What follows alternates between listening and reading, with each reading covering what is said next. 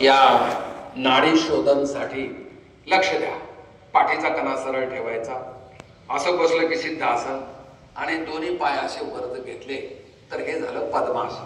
दोन्ही टाचा नाभीच्या उजव्या डाव्या बाजूला. सवय असणाराला करतायत. आज केलं तर मग तुम्ही उद्या शाळेतच येणार नाहीत गुडघा दुखायला, बरं का. जे जमतं तेवढंच करायचं, अनावश्यक ताण द्यायचा नाही.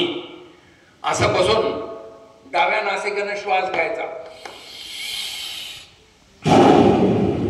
उजवीनं सोडायचा, उजवीनं घ्यायचा, डावीनं सोडायचा.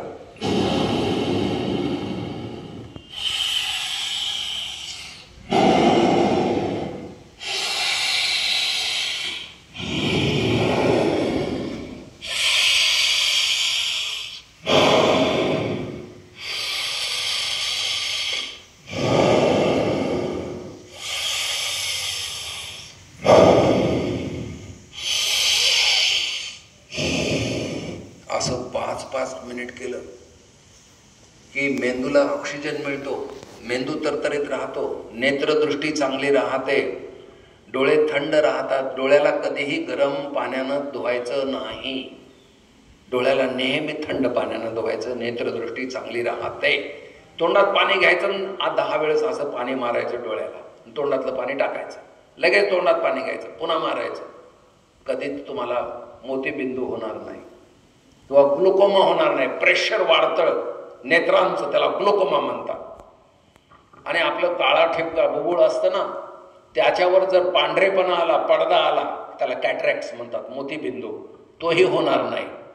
यासाठी तुमच्या सगळ्यांचं स्वास्थ्य चांगलं राहावं, तुम्ही सगळे जीवनभर निरोगी राहावे, तुमची स्मरणशक्ती चांगली असावी, तुमची वैचारिक शक्ती चांगली असावी, तुमच्यामध्ये सद्भावना असावी, तुमच्यामध्ये सहकार्याची भावना असावी. या सगळ्या गोष्टी वाढीला लागल्या ना, समाजाचं आरोग्य खूप चांगलं राहतं. समाजामध्ये वाईट कृत्य कोणीच करत नाही. अगोदर डोक्यात वाईट विचार येतात, नंतर मग कृत्य घडत असतं. म्हणून विचार पवित्र ठेवण्यासाठी सगळ्यात महान औषध जर कोणतं असेल तर ते आहे प्राणायाम. तो मेडिकलवर जाऊन विचारा, राग यायलाय आहे का औषध, देते का? राग यायलाय, मला लय राग येतोय, ते हसल, आमच्याकडे नाही म्हणेल, आमच्याकडे औषध. प्राणायाम करा दररोज नित्य नियमानं, सकाळ संध्याकाळ. सकाळच्या वेळी प्रातःसमय ब्राह्ममुहूर्त रामप्रहर जे प्राणायाम करतात त्यांचं भौतिक क्षमता खूप चांगली राहते, अपविचार स्पर्शही करत नाहीत. म्हणून हे असे प्राणायाम फार जरुरी आहेत. याच्यानंतर आहे भ्रामरी. दोन्ही हाताची बोटं तर्जनी कपाळावर ठेवून डोळे बंद करा, कानाचा पडदा बंद करा आणि गुंग्यासारखा आवाज 2 वेळेस काढायचा. घ्या श्वास सर्वजण.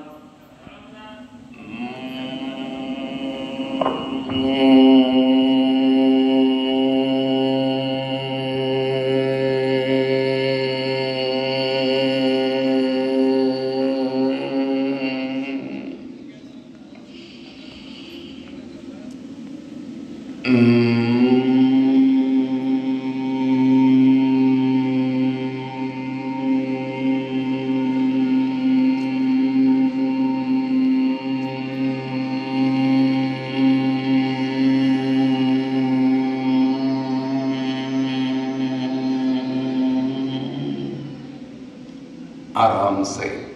मेंदूचं कंपन होतं चांगलं, शरीर संबंध व्हायब्रेट होतं, ऊर्जा निर्माण होते आणि याच्यामुळं श्रवणेंद्रियही चांगलं राहतं, आपली बौद्धिक क्षमता चांगली राहते. डिप्रेशन, टेन्शन, मायग्रेन अनेक बाबीवर खूप चांगली मात करता येते, मेंटेन करता येतं त्याला चांगलं. तर शेवटचा भाग आहे ध्यान. सिद्धासनामध्ये बसून हनुवटीला थोडंसं वर करायचं, श्वास हळूहळू 10 सेकंद मध्ये घ्यायचा आणि हळूहळू 10 सेकंद बाहेर टाकायचा. श्वासावर लक्ष केंद्रित करायचं, ओंकाराचं ध्यान करायचं.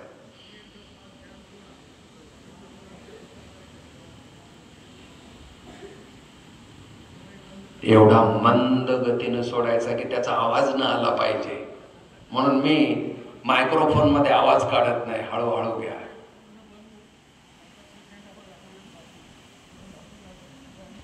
हळूच 10 सेकंद सोडा. श्वासावर लक्ष केंद्रित, भगवत चिंतन करायचं, मनाची एकाग्रता साधायची. आणि योग म्हणजे जोडणे. आत्म्याला परमात्म्याशी जोडायचे, आत्म्याला भगवंताशी जोडायचे, शरीराला मनाशी जोडायचे. जोडण्याचा जो भाग असतो त्यालाच योग असं म्हणतात.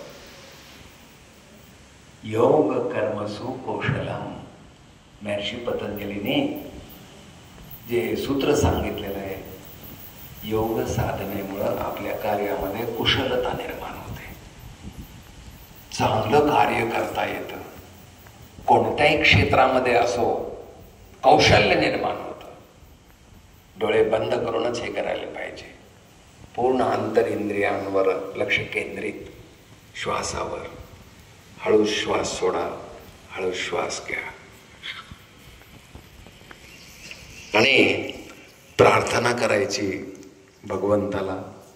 हे परमपिता परमात्मा, हे जगदीश्वर, हे सर्वेश्वर, हे सर्वांतर्यामी, हे सर्वाधार, हे अजर, हे अमर, हे नित्य, हे पवित्र, मला सद्बुद्धी दे, मला सद्विचार दे, मला सद्भावना दे, माझी स्मरणशक्ती चांगली ठेव, माझ्याकडून अपकृत्य होणार नाही अशी मी खबरदारी, अशी बुद्धी मला दे, माझ्याकडून अपशब्द बाहेर जाणार नाही अशी बुद्धी दे, मला सन्मार्गावर ने, मला श्रेष्ठ व्हायचे, मला सत्कार्य करायचे, मला देश सेवा करायची, मला समाज सेवा करायची आहे. ओ